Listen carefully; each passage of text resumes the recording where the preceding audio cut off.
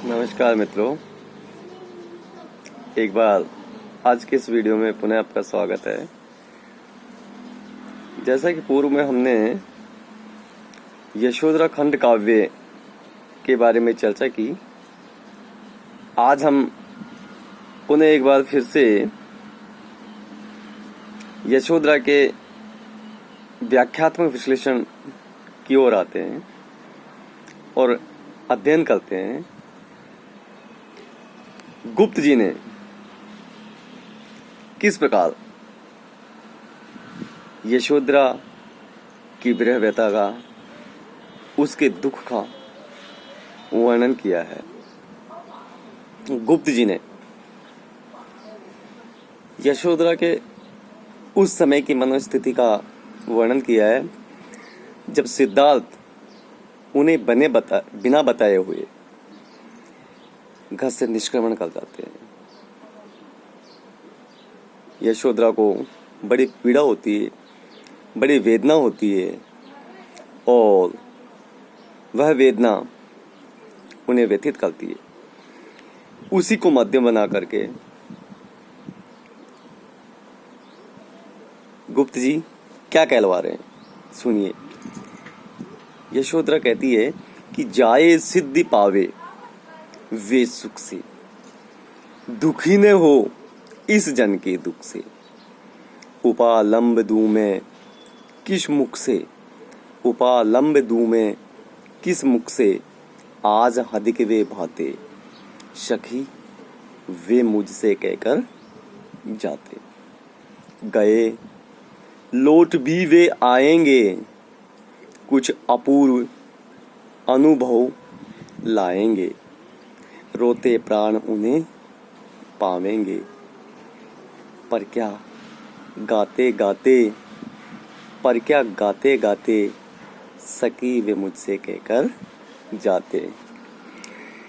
मित्रों, यशोधरा कह रही है, ये सखी सिद्धार्थ बिना बताए हुए घर से निष्क्रमण कर चले गए और वहां जाकर के जाए सिद्धि पावे वे सुख से आनंद से वे अपने उद्देश्य में, अपने मकसद में सफल भी होंगे। और मैं चाहती हूं कि वे सिद्धि प्राप्त करें। प्रियतम का चुपचाप चले जाना और सरलता से वो सिद्धि पाए, ऐसी मेरी मन की इच्छा भी है। और मैं ये चाहती हूँ कि मेरे बारे में सोच करके, मेरे बारे में विचार करके किसी भी प्रकार से वे दुखी ना हो, दुखी न हो इस जन के दुख से। इस जन से तात्पर्य वो अपने लिए कह रही है कि मेरे दुख से, मेरे बारे में सोच करके तनिक भी वो दुखी ना हो। इसी क्रम में यशोधरा कहती है मित्रों कि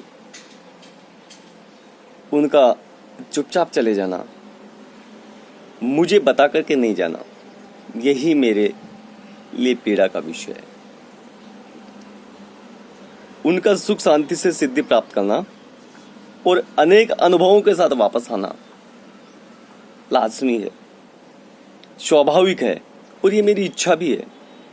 परंतु मेरे लिए दुख और व्यथा का विषय यह है कि उन्होंने मुझ पर भरोसा नहीं किया और मुझे बता करके नहीं गए।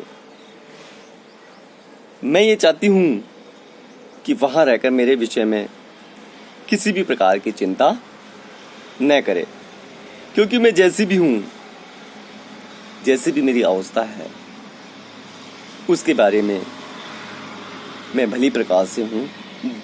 वे वहां रह करके चिंता न करे। उपालंब दूं मैं किस मुख से, यशोधरा कहती है कि मैं किस मुख से, क्या मान करके, क्या समझ करके उन्हें उल्हा ना दूं, क्योंकि वो तो मुझे चुपचाप छोड़ करके ही चले गए। अगर वो मुझे बताकर जाते, मुझे पूछ कर जाते तो आज उनका दूर रहते हुए भी, उनका प्रवासी समय भी मेरे लिए प्रिय होता, मुझे अच्छा लगता, परंतु उनका इस तरह जाना मुझे पीड़ादायक महसूस हो रहा है, मुझे दुख दे रहा है। अगर वो मुझसे कहकर जाते तो इस स्थिति में भी मैं उनके गुणगान करती,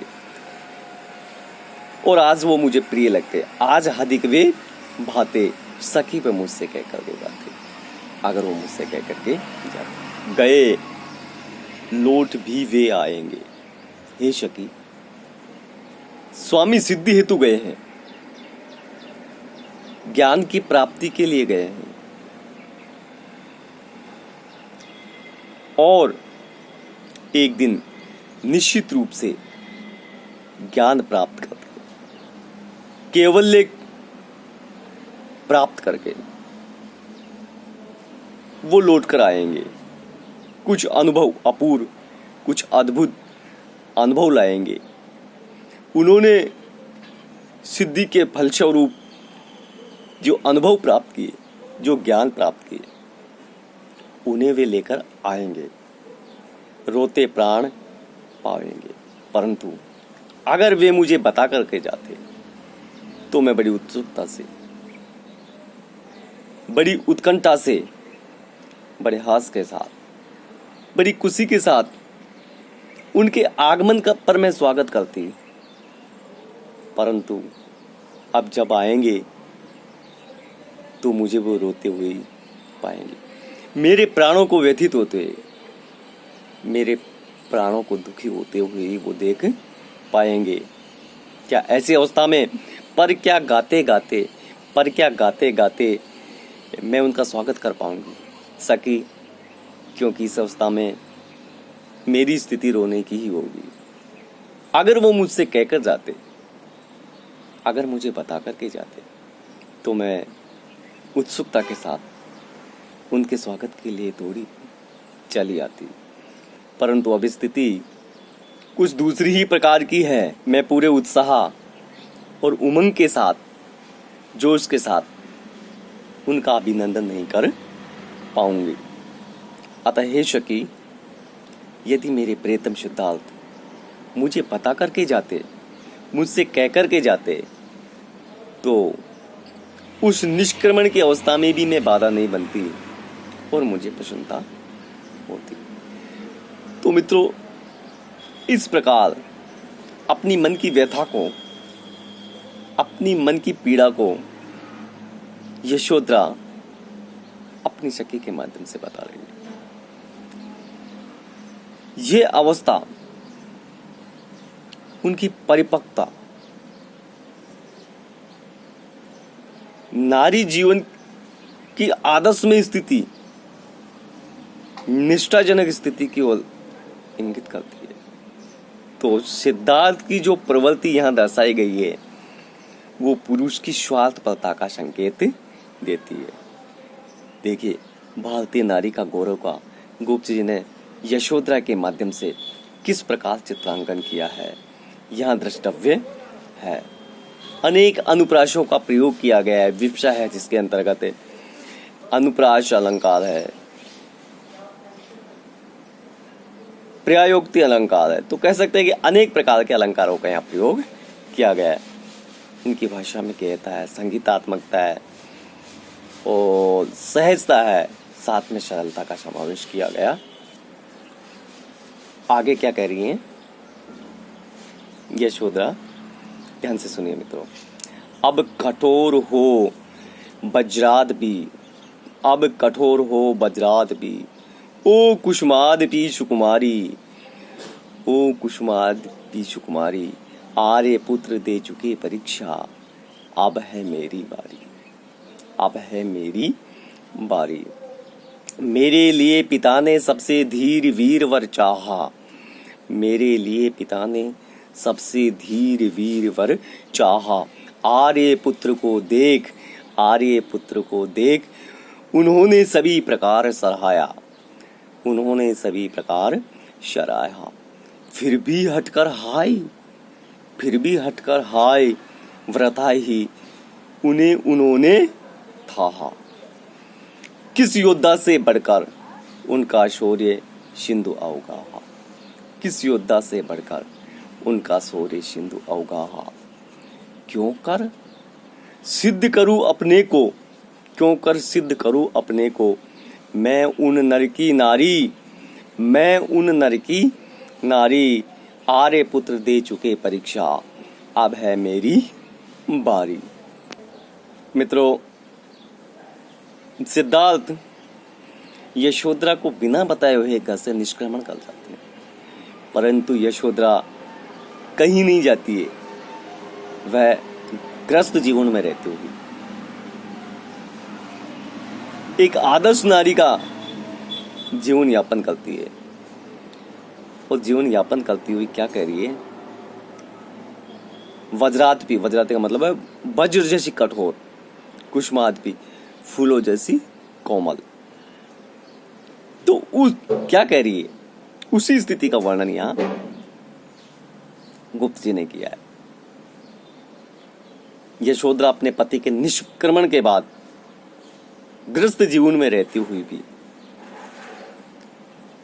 एक अनासक्त तपस्विनी का सा जीवन व्यतीत करती है। मित्रों, गृहस्थ में रहते हुए गृहस्थ जीवन का पालन करते हुए एक तपस्वी की तरह रहना आसान कार्य नहीं।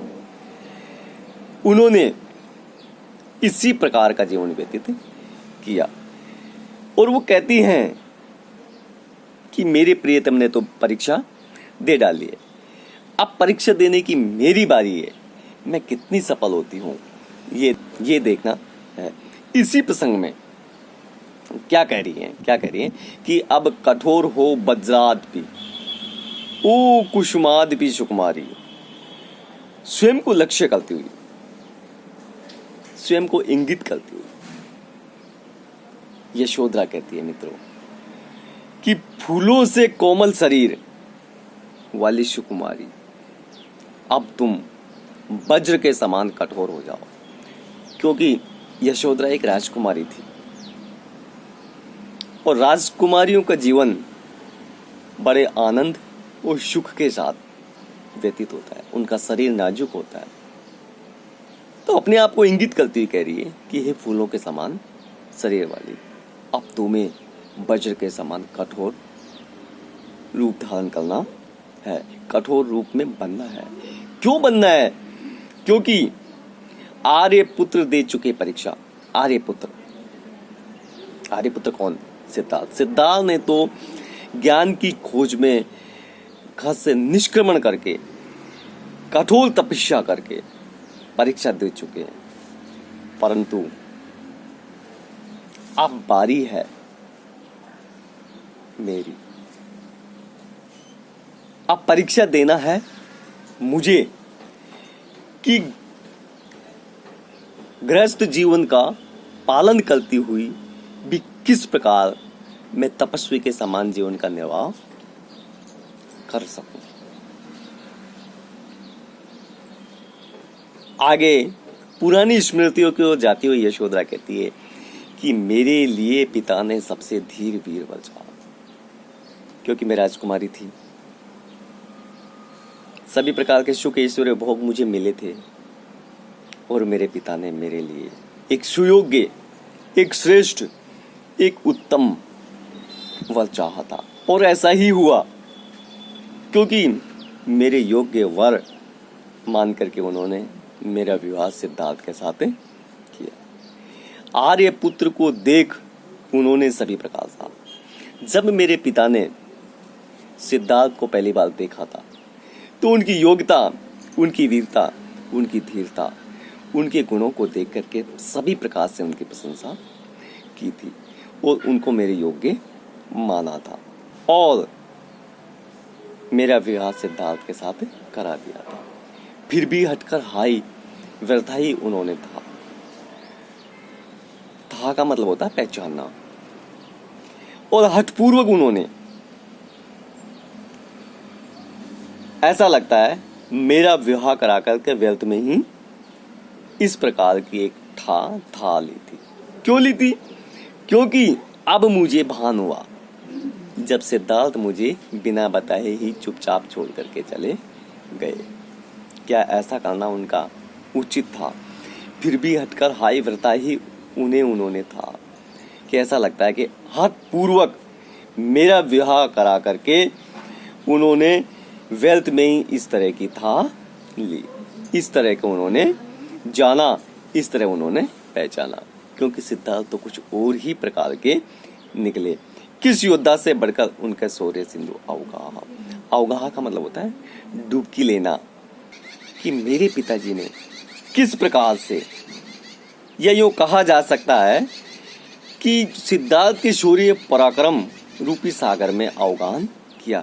किस योद्धा से बढ़कर के उन्होंने माना और उनके शौर्य और पराक्रम को पहचाना कि आज मैं उनको लेकर के कैसे सिद्ध करूं और ये बात कैसे मान लूं कि मैं एक उत्तम पुरुष की नारी हूं, कि उनकी मैं नारी हूं। ये मैं कैसे सिद्ध करूं? क्योंकि उनके त्याग में जीवन, उनकी तपस्या में जीवन से मैं अपनी तुलना कैसे कर सकती हूँ? वे तो सुख में जीवन को त्याग करके, गृहस्थ जीवन को त्याग करके अपनी परीक्षा दे चुके हैं, अपनी परीक्षा में वो पास भी हो चुके हैं।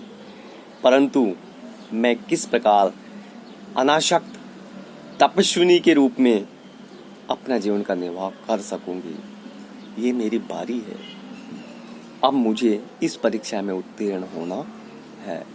क्यों कर सिद्ध करूं अपने को मैं उस नर की नारी। मैं किस प्रकार सिद्ध करूं कि ऐसे त्याग में तपस्वी मनुष्य की, पुरुष की मैं नारी हूं। अब मेरी बारी है, क्योंकि आर्यपुत्र ने तो अपनी परीक्षा दे डाली है। देखिए मित्रों, किस प्रकार यशोधरा का आदर्श पत्नी का रूप यहाँ गुप्त जी ने दर्शाया गया है। किस प्रकार भारतीय नारी के आदर्श रूप की प्रतिष्ठा यहाँ की, किस प्रकार उन्होंने व्यंजना की है। अपने दुख से दुखी होने के कारण, व्यथित होने के बावजूद भी वो कहीं भी टीस, कचोट और क्रोध नहीं करती है, बल्कि वे अपने पति के मार्ग में कहीं भी बाधा नहीं बनती और उनकी सफलता की कामना करती है और अपने आदर्श रूप को प्रतिष्ठित करती हुई तपस्विनी की भांति गृहस्थ का पालन करने की बात कहती हैं। यशोधरा एक अनासक्त और तपस्वी की तरह दृढ़ निष्ठा बनाए रखती हैं और उन्हीं का यह रूप यहाँ दर्शव्य है। शब्दों में कहीं कहीं तत्सम और तद्भव शब्द हैं और भाषा पात्रों के भाव के अनुकूल है। संगीतात्मकता, ध्वनात्मकता का यहाँ समावेश किया गया है।